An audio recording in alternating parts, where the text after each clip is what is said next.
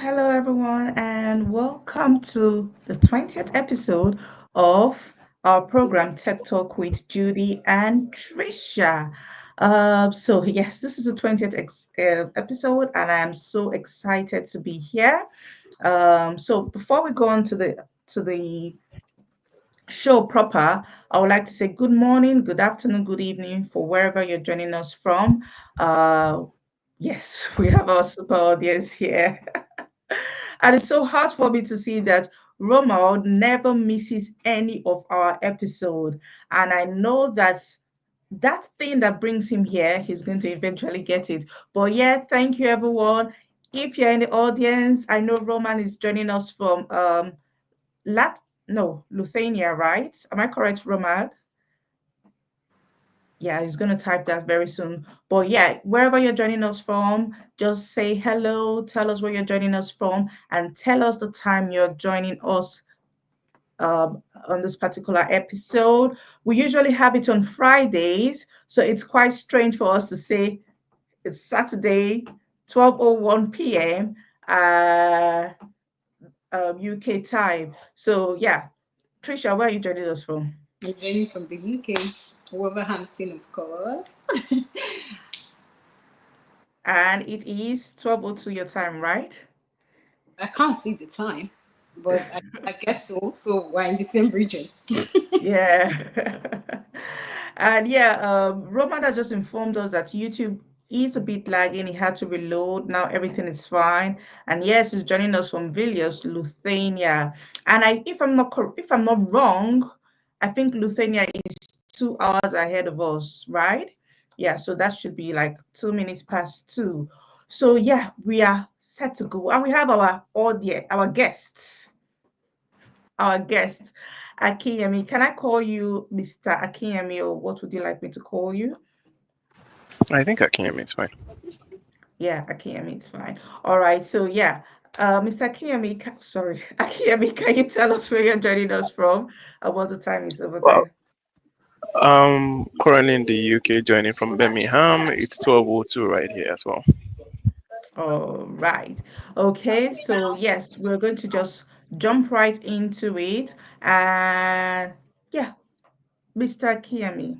I apologize. I will just continue calling you Mr. Akiyemi because I think you're such an honorable person, and they say give honor to whom honor is due. So forgive me if I'm going to put the Mr. In front of your name every time. But yeah, just give us a brief bio about yourself. Well, I am again, as I said, I'm a KME, and I currently work as an AI researcher in a manufacturing company.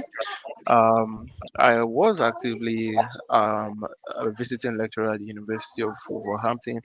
Honestly, I've done a couple of things, ranging from being an engineer down that brought me down to my current position as an AI researcher. But everywhere I go, I like to live, make impact on other people.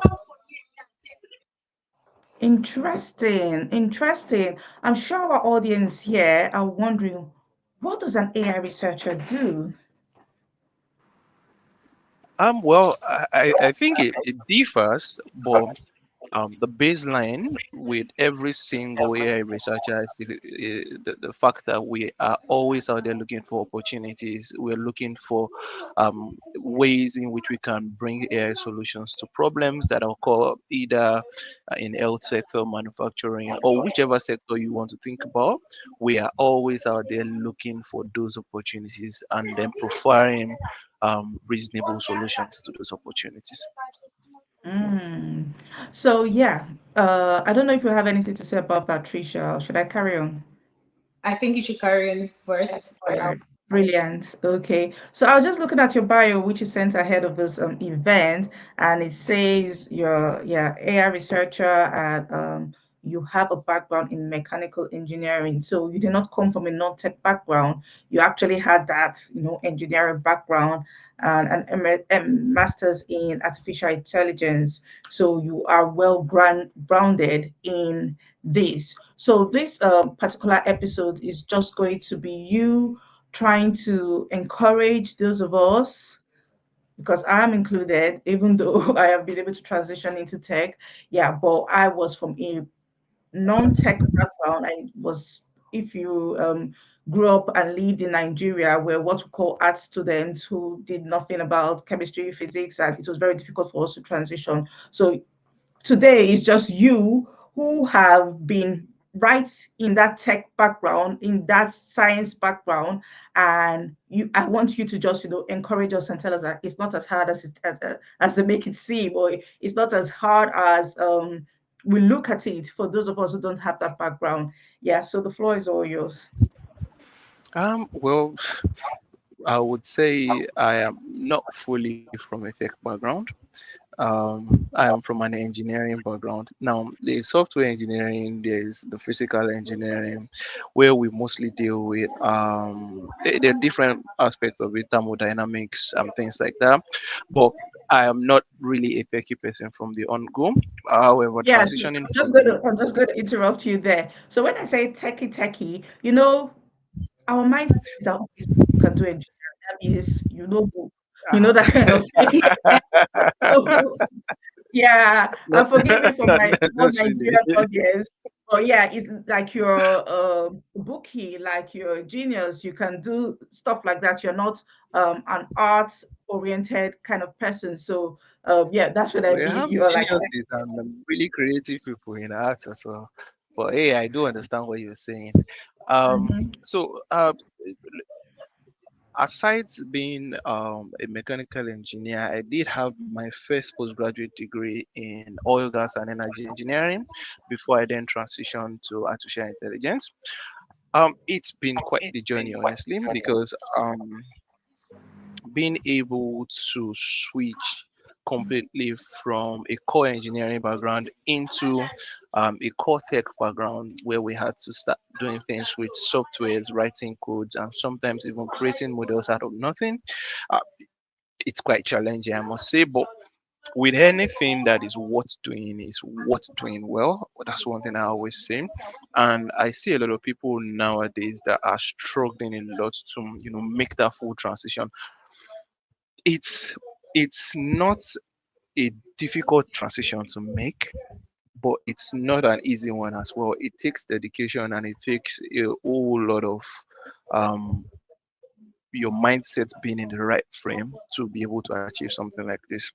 Recently, I was having a chat with a couple of people on how to effectively transition and how to get a tech job from not having experience.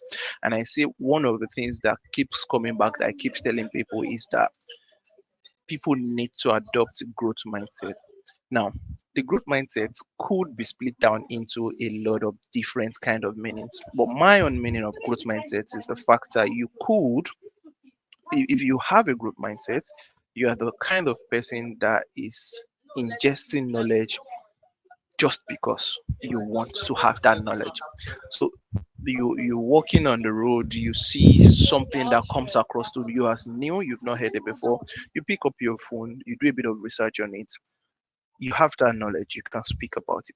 Now, this applies to being in tech. If you are someone that is looking to go into data science, artificial intelligence, software coding, or whatever you're trying to look at, whatever you see that is new, LinkedIn, Google, signpost, new product, do a Google search on them. How does this work?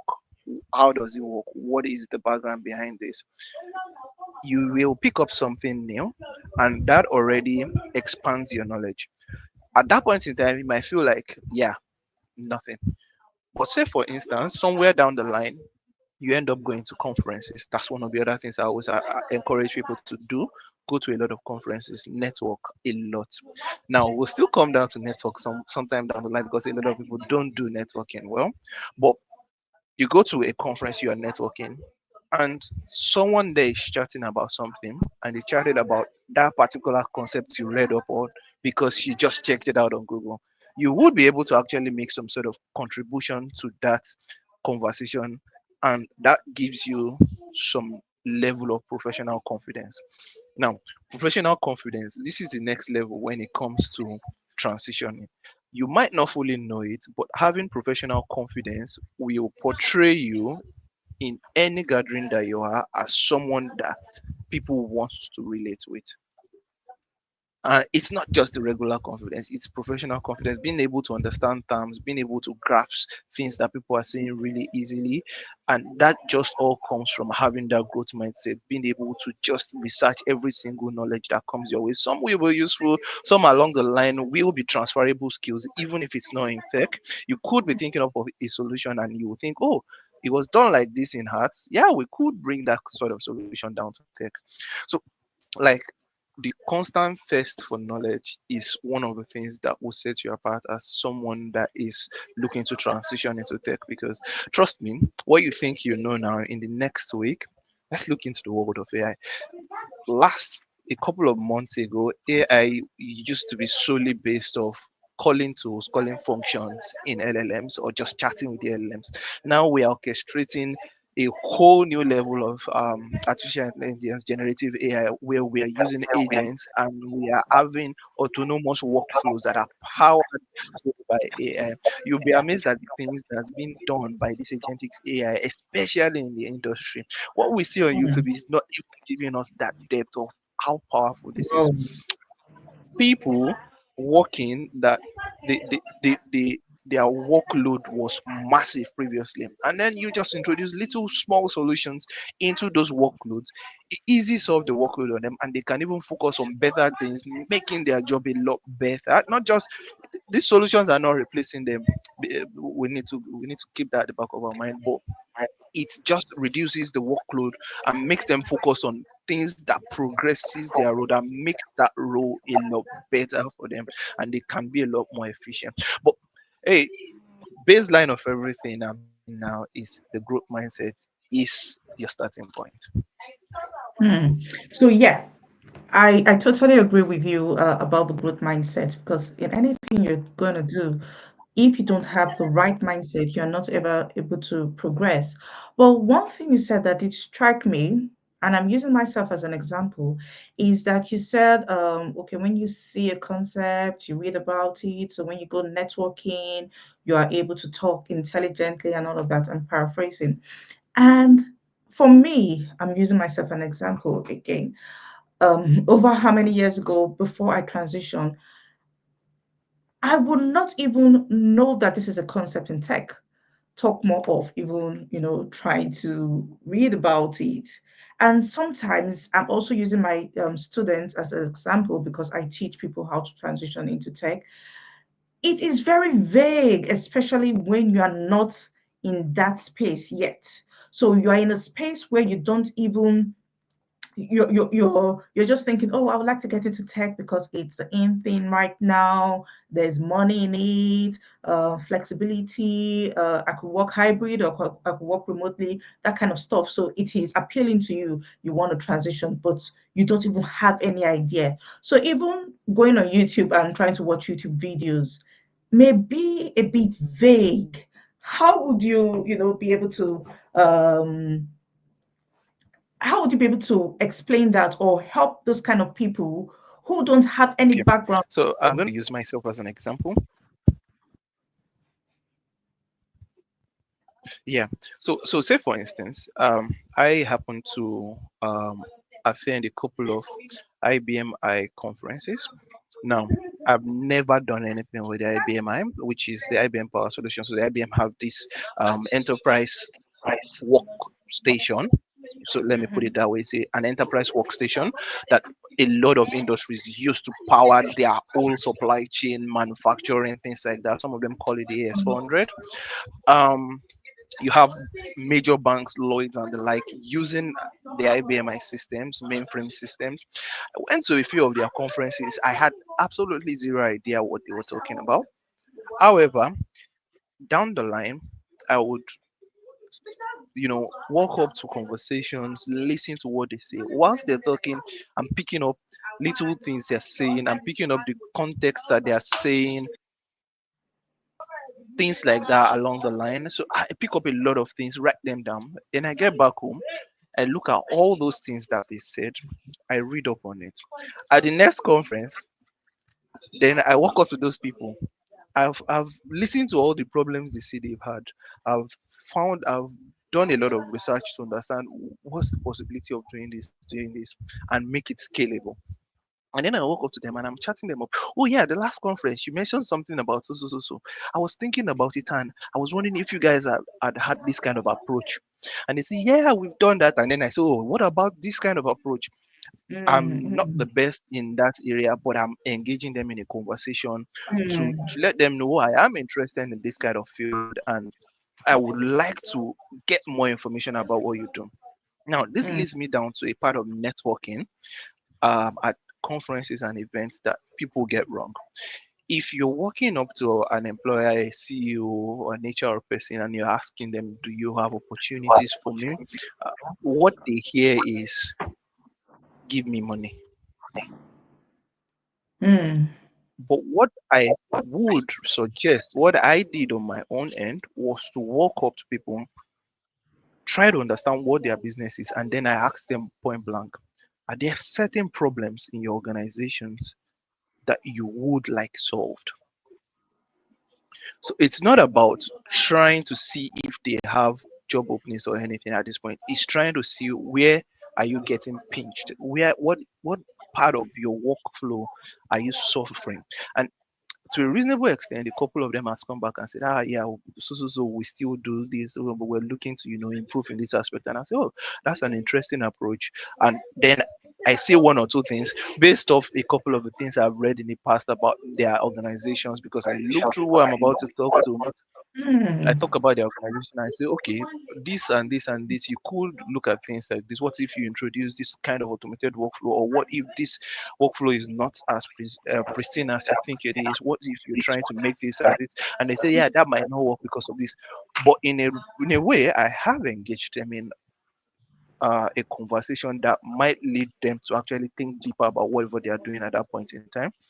And the next time I link up with them, maybe on LinkedIn or someone links me up to them, they will remember who I was, yeah, which is one of yeah. the things you always want from networking. You want people to remember you, and they will remember you based off, yeah, you made that suggestion the other time. We ended up looking at that and we did this and this. Somewhere along the line, if you reach out to them that, you're looking for an opportunity, they know this person is an analytical thinker, or this person is someone that will probably bring something. And if they're in the capacity to create such opportunities, then yes, they will create such opportunities. So it's about being strategic about things you do in terms of talking to your to people at networking events, how you engage with them, not just in terms of I am so trying to sell yourself, trying to tell them what you are. That way it will be difficult unless it's someone that is really open to bringing you into their fold. It's going to be difficult for them to find your feet, but in their organization. But if you talk to them from what problems are you fitting, and then you can then streamline exactly what you think they want based on your own profile. So, hey, and there are different ways of approaching it, honestly, but this is one of the ways that I look at it and I approach it. And then always talking to people, always trying to keep that engagement on, always trying to stay active in the communities. Now, what do I Mm, mean by staying active in the community? There are several ways to stay active in the community. It could be just making projects. So, what do I mean by making projects? There is, let's take an example of a data scientist. You want to stay active in the data science community. What do you need to do? Walk into your environment, walk into your community. What are the problems you're seeing actively in your community? Take one or two of those problems, implement a plan, just write up a plan. This is what I want to solve, this is what I want to solve, this one I want to try to solve, this one I want to try to solve, this one I want to try to solve. It's a life project. Now, go online, search as much as you can. Who has done something like this? What have they done? Look at everything they've done. See if there are loopholes, see if there are things you can make better there. Come up with your own solution, making those things better. Now, this is where a lot of people, I've seen a lot of people do this, but they don't do it up to the end. They make the solutions in Jupyter notebooks, they make scripts, and they say it does this. No, You want to create an end-to-end project. So a project whereby it's a complete pipeline. Maybe you simulate your data set, maybe you get a live data set, maybe you turn it into an API streaming the data, you use Kafka or something. Mr. AME, please take it easy. The people that are watching don't know what you are talking about. You're talking about pipelines, APIs. I just read all So, those. so that's the But yeah, thing. carry That's the on. thing. This is the growth mindset. If people are listening and they're interested in transitioning to tech and they're in that aspect, Yeah. they start writing Mm, down. yeah. So it's not just about me bringing it all the way down. It's about giving the Mm, people the opportunity to start practicing what they hear. Now, yeah. you create that full pipeline end to end. So you have from where the data is collected up to the end user, that person in the office that will sit down on that software that you've created that would use it. Now, I know transitioning into tech, you might not even know how to make a software, but that is where you have several assistive technology that can help you. You've got Stack Overflow, you've got Reddit. Reddit is a wonderful place to be because you can actually talk to people in the industry that are using these things, and they will talk. You will see CEOs, top tech Mm, guys that will talk to you one on one, people that you cannot even necessarily approach on the street. And they will talk to you, they will come to your inbox, they would assist you, they will criticize you, they will make your work better. Talk to them there. Be careful about using AI tools, but use AI tools, but always, do some checkup, make sure whatever is giving you is good. Like create that end-to-end product and toot your own on. Go to LinkedIn, put it out there, put it on Reddit, tell people to criticize it, tell people how can you make this better. I made this, make some videos on it. Make a couple of things like that. You have three, four in maybe 3 months. Trust me, on your profile, you will have recruiters reaching out to you. mm, Because honestly, applying for jobs right in this age that we're currently in, it's a very, very crazy spot. You yeah. apply to 500, 600 jobs, and the numbers of interviews you get back will be really Crazy. discouraging.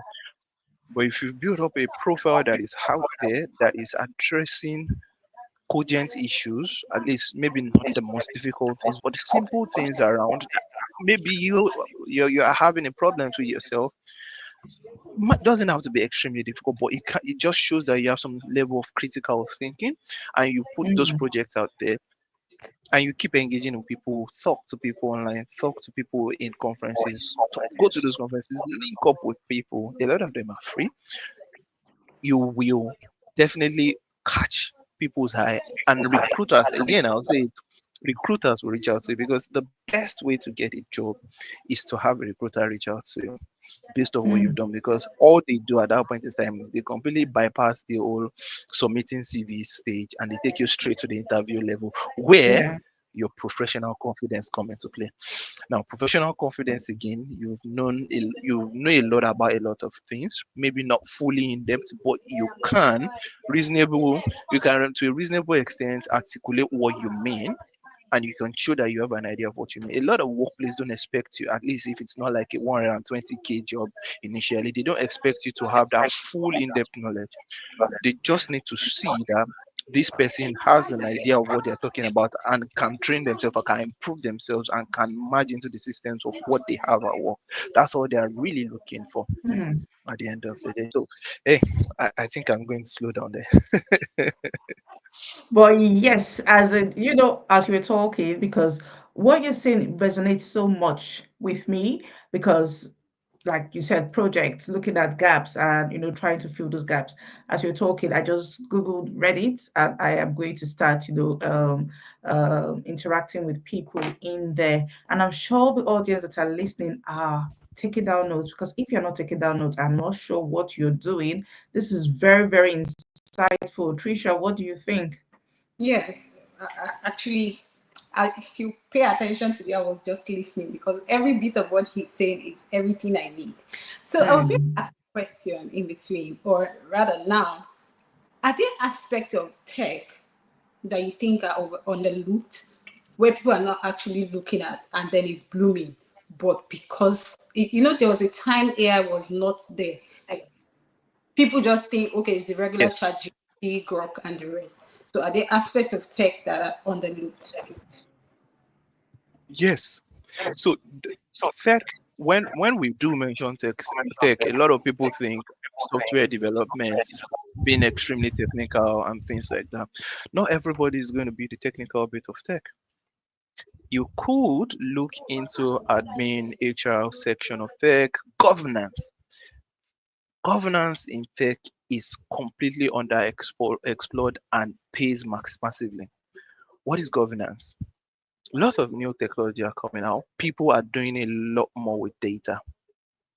And with all this in the industry, you need to follow strict rules. There are EUDR rules, there are GDPR rules, there are data protection rules, data protection acts. There are tons of these acts that requires that each organization has someone or a full team that handles the way their data is being handled, their models are being built, AI is being used, data science is being handled, a lot of these things. And you don't even need to be a full software person. You just need to understand how that data tech governance world works. So yes, there are tons of roles in tech that are underlooked, underplayed, but they are out there selling massively. And you don't really need to be overly technical. You just need to understand the premises of each one of those and how the governance works with it. Off the top of my head, I can't really list them right now, but lots of them has to do with governance. Okay, another question I was going to ask is, so looking at how tech has been, back from the whole rigmarole and all of that, how would you advise somebody that doesn't have a knowledge on what he or she should do? Because sometimes people think, okay, you're forcing them to go into tech, right? But then that aside, we already know the sale. Oh, tech is the new oil money and all of that. That aside. So for somebody that wants to actually go into tech now, or just say, okay, let me explore options of career in the tech field, and I don't have the knowledge, and I don't know where to start. I want you to advise me. Tell me what to do. Okay, it's always a very difficult journey finding yourself. Trust me, it's never easy. Some of us that seem like we found ourselves, we are still looking for a way to find ourselves more. Um, However, one thing I would say is that a lot of people already have something that they enjoy doing. Be it you're someone that is into fashion designing. I'm trying to find something as far away from tech as possible. Creative arts and things like that. Do you know each one of these have aspects in which tech can fit into it perfectly? So these are things that you need to consider. If you have something that you enjoy doing, why not look at a way in which tech can buttress it? I met someone over at a program called 42.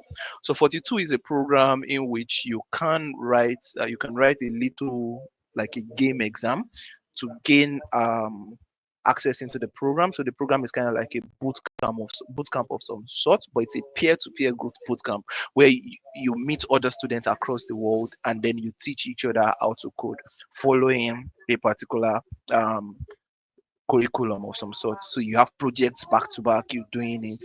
It's a very intensive program. After it, you do some sort of internship and things like that. So I was opportune to do a 42 program in Germany, but I did it remotely.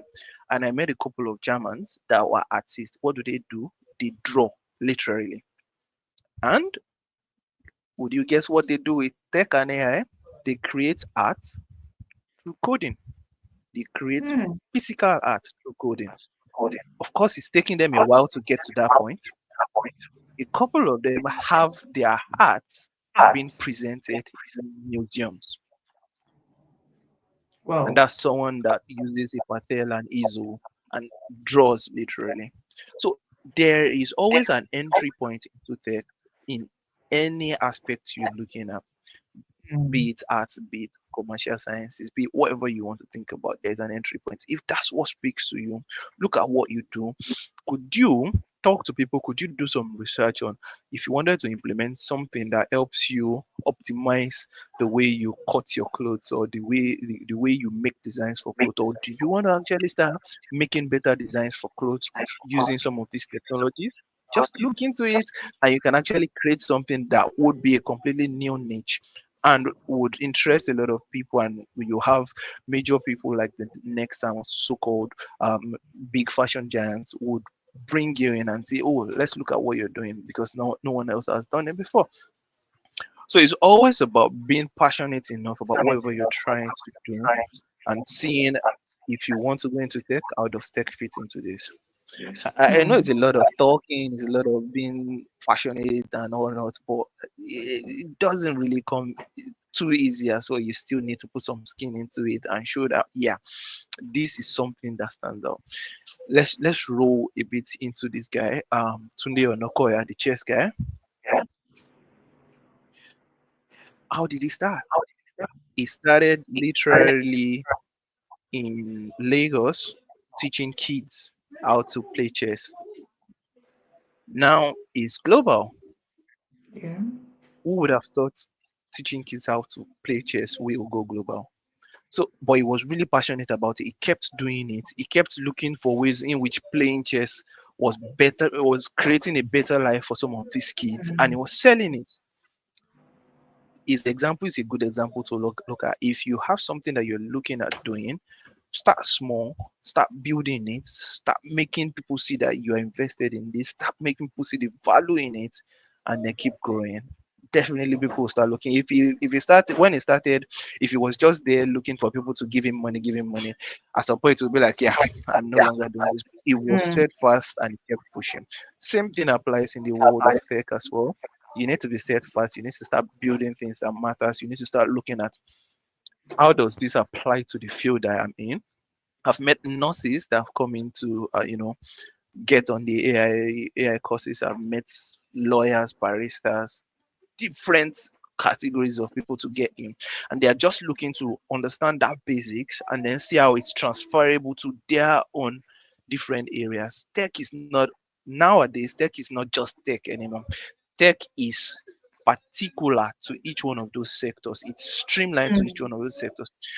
As someone that is an AI researcher, I've been building solutions for people in QA, people on factory, people in manufacturing, and trust me, whenever I'm building these solutions, I have to actually sit down with the professionals in those fields, the leads of those departments, and talk to them one on one. Oh, how do you do this? Oh, okay. So when you're doing this, what do you do? How do you do that?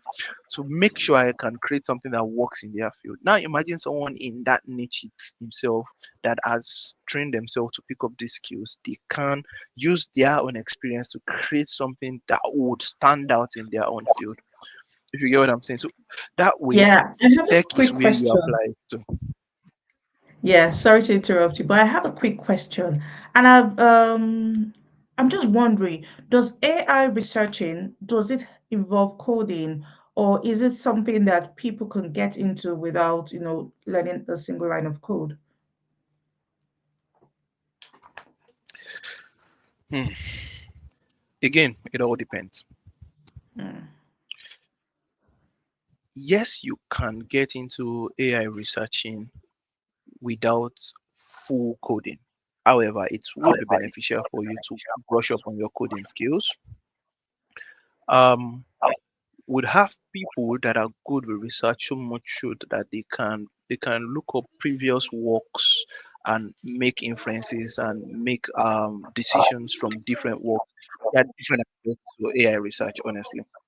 Now, the kind of AI research I do involves being inside an organization, looking for problems, looking for not really problems, looking for ways in which their previous workflows can be optimized, and then suggesting solutions, possibly even architecting some of those solutions. Now, in some cases, you could have KTPs, maybe in universities, whereby they are researching a particular topic.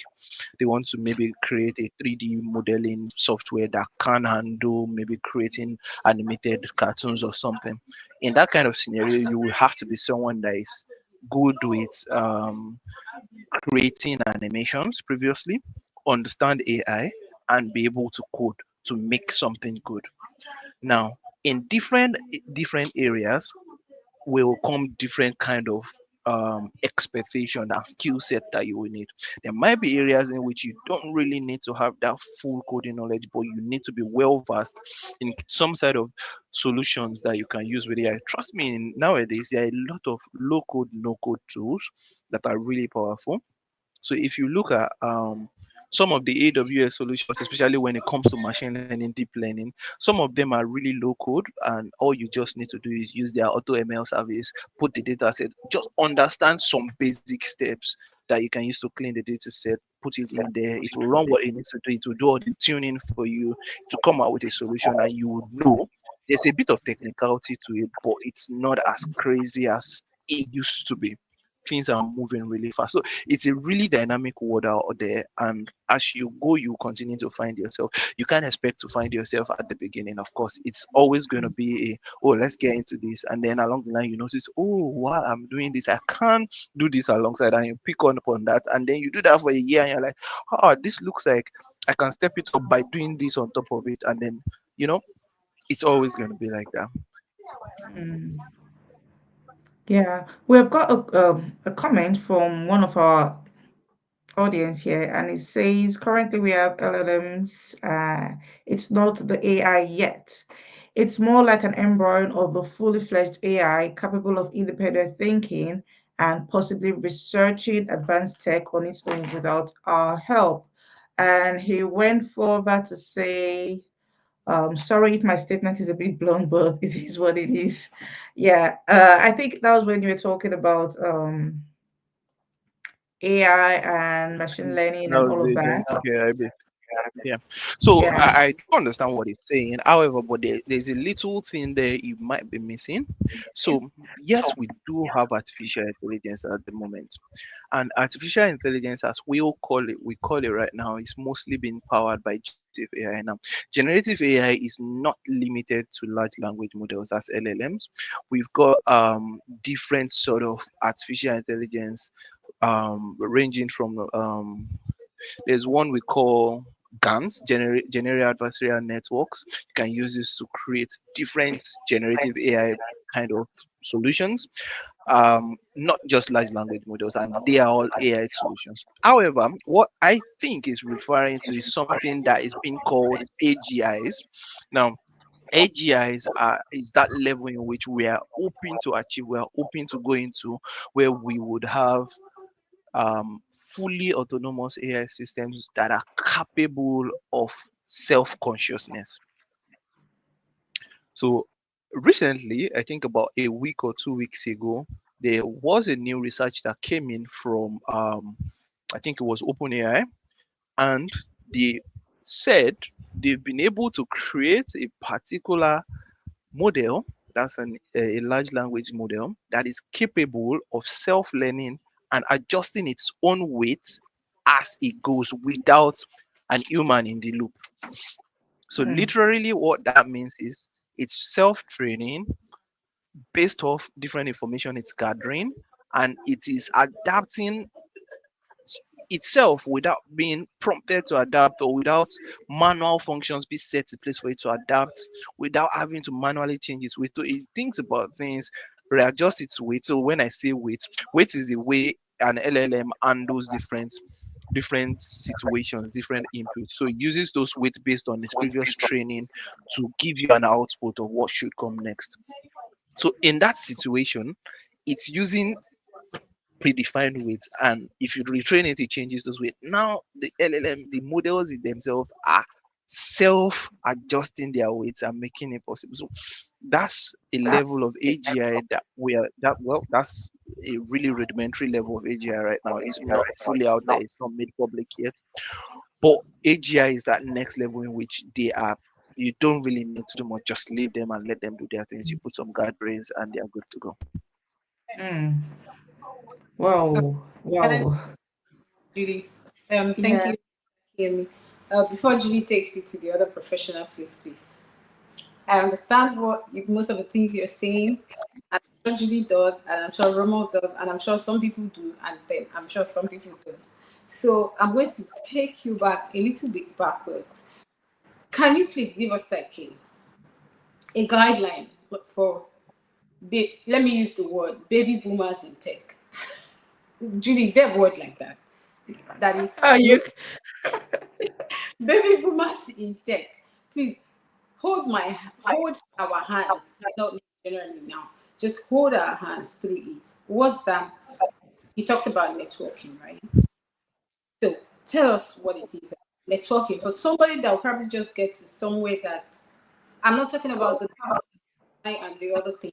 I'm talking about regular data or regular project management and the rest of it. Tell me, what's the best way for me to network?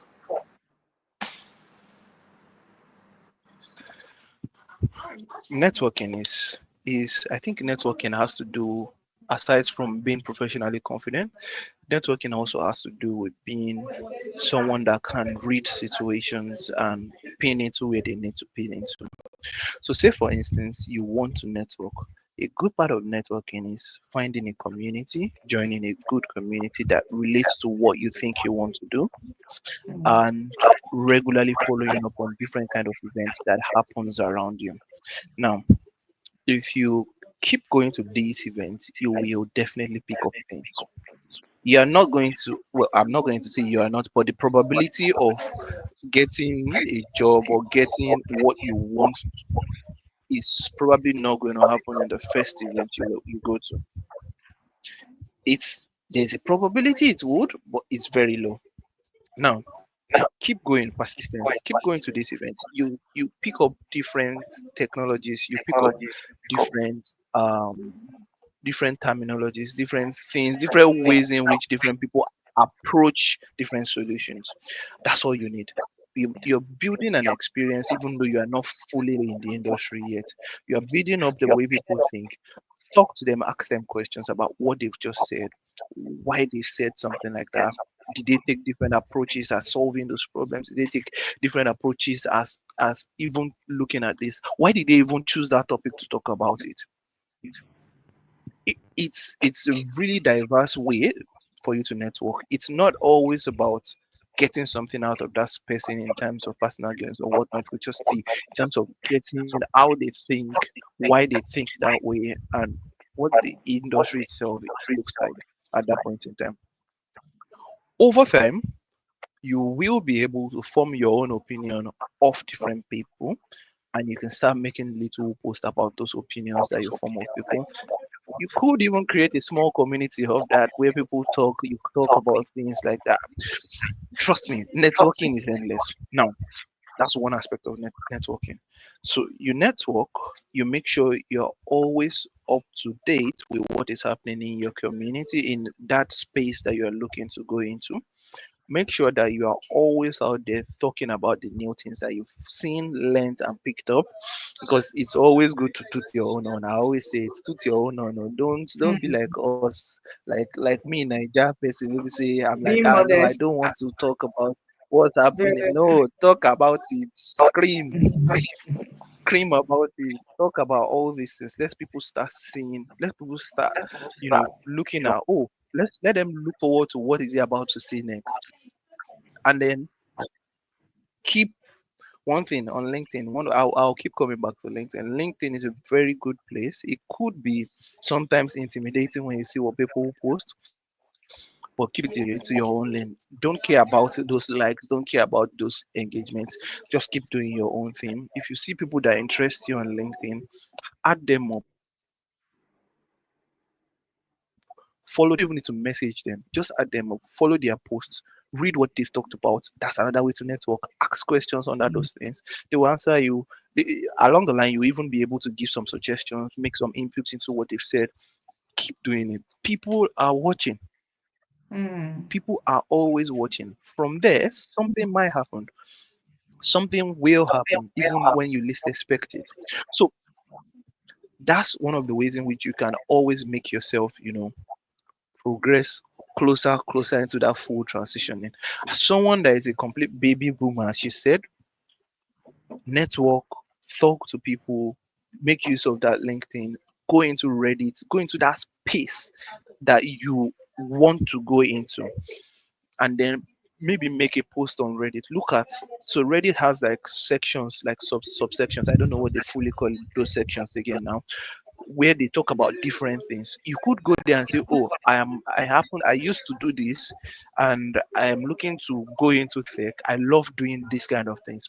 What are the possible things that I could focus on in this current generation or in this current tech world?" And Mm, then you say, "Oh, I am not fully technical, something, something. I'm not fully this thing. I am looking to get more insight from people in the industry that's already gone through something similar." You will be shocked at what will come back at you. There will be tons of people talking about their experiences, talking about what you could do. Some of them will even come down to the level of, ah, yeah, we're using this kind of softwares in the industry right now. Try and learn it. And if you learn those kind of softwares and you reach out to some companies, they'll be like, oh, yeah, let's have a chat. And that's mm. just me, not even looking at the aspect of um, currently applying to jobs right now, because there are so many ways to get a job aside from actually applying to the job. Yeah, Applying to the but job is one of the most straightforward ways of getting a job. yeah, But and yeah, networking is sorry that next to level. Trust me. interrupt you. Yeah, sorry to interrupt you again. And I'm just quite conscious of the time. But I'm listening to you. I'm pumped up. I am excited. I am like, oh my goodness. I am going to start networking. I'm going to start talking about all the things I'm learning and all of that. But there's this thing called imposter syndrome. And Yeah. yeah, as a newbie, please can you just address it so that our newbies who are pumped up after this particular episode don't go back and say, "Oh, I'm not who I cannot do this. I don't have the confidence." Please just address imposter syndrome for us, please. So here's the thing. Even the best of us get imposter syndrome. You get to a point whereby you're like, oh, now that I've screamed so hard about my capabilities, can I do it? Or am I just am I just screaming? But trust me, it's only natural to have that. It is completely natural. A lot of people have it, a lot of people are suffering from it, but still doesn't mean they won't go forward. Now, what do I mean? If you happen to join a workplace, a new workplace, or if you happen to come across a particular project to work on, especially in this generation, you probably don't know what you're doing at that point in time. You have an idea of what you need to do, but you just sit there and you're like, so what do I do next? That's the point in which I use a trick called breathe. So at that point in time, Mm, all I do is breathe, because whenever you're tensed up and having those kind of feelings, you stop breathing literally. So yeah. I breathe, I take a step back, and I talk to people. I was doing a particular job recently, and I was like, okay, so what do I want to do? I don't even have an understanding of what this is about. What I did was took a step back, went on Reddit, went on LinkedIn, went on Instagram. I had a couple of people have highlighted that, okay, we're good in that kind of sector.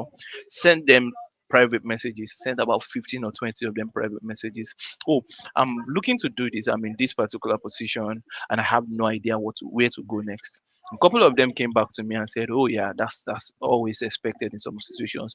What are the current situations of what you're doing? What technologies are they using? Explain that to them. Say, okay, you could look at this kind of solution, this kind of solution, this kind of solution, and using this kind of tools. So at that point in time, all I had to do was go and sit down, research all those things they've said, and see which one do I think will fit better into that kind of situation that I am in. Now, at that point in time in my head, I'm like, oh god, this is going all to shit. But at the same time, the fact that you can leap off someone else, you can talk to someone else, at that point in time, make sure you're always don't just keep it on. Find someone, maybe not in your own company, but find someone around you, be it a professional, be it someone that has gone through something similar, maybe just got a job. Talk to them, see how they've handled it, see how they are faring at that point in time. Trust me, it helps to know that other people have gone through something similar, and you can leverage off some of the knowledges out there to make things better. Isa, I want to ask a question. And I didn't want to interrupt you again. But yes, How about, okay, we're in the AI world and everything, and instead of talking to these people, I type it to ChatGPT. I am new in this place. Would you advise that? It's one of those things that you can do. Yes, it's one of those things that you should do. However, you need to be careful. ChatGPT at the moment is one of the AIs that is very, very optimistic and will tell you you can do anything, even though it might not be possible yet. So yes, it's good to have it as some sort of backup to help you think in a way, not fully think, but to guide you towards certain Yeah. things. But at the same time, it's always good to still have a chat with people in the community, people that have already Mm, held roles similar to that, and leap off mm. what they know as well. Yes, of course, you have a fallback like ChatGPT as well. Yeah. Trisha, you're gonna say something.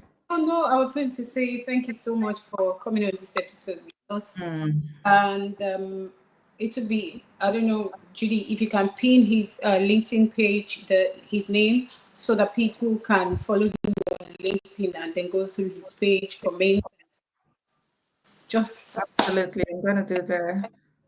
support him. And don't forget to, for our audience, don't forget to follow this our page. Oh, Madam will throw me out of my job, except if you don't want to be seen like transition to tech. Follow us on LinkedIn, Facebook, Instagram, YouTube.